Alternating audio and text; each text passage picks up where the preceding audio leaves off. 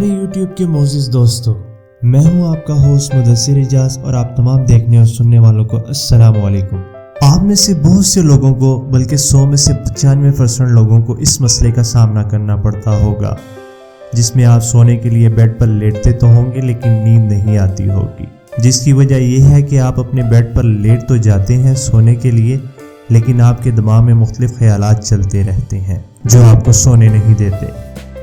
मिसाल के तौर पर बाज़ औक़ात ऐसा होता है कि आपने अगली सुबह कहीं जाना होता है, आपके जहन में आने वाली अगली सुबह के ख्यालात चलते रहते हैं, जिसकी वजह से आपका जहन इन ख्यालात को सोचता रहता है और आप सो नहीं पाते।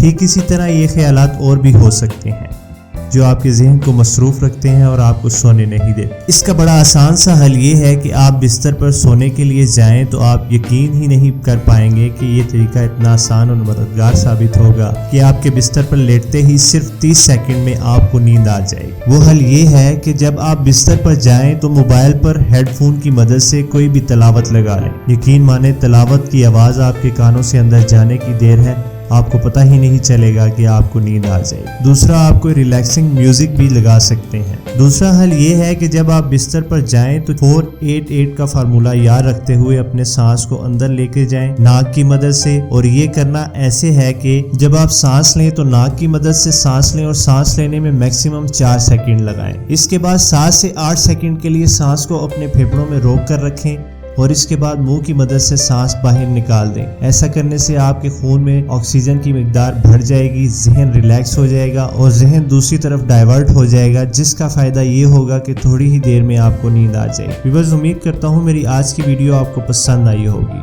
मज़ीद इस तरह की अच्छी वीडियोस के लिए मेरा चैनल सब्सक्राइब करें और बेल आइकन पर क्लिक करें ताकि डेली मेरी वीडियोस की नोटिफिकेशन आपको मिलते रहें। Thank you so much. Allah हाफिज़।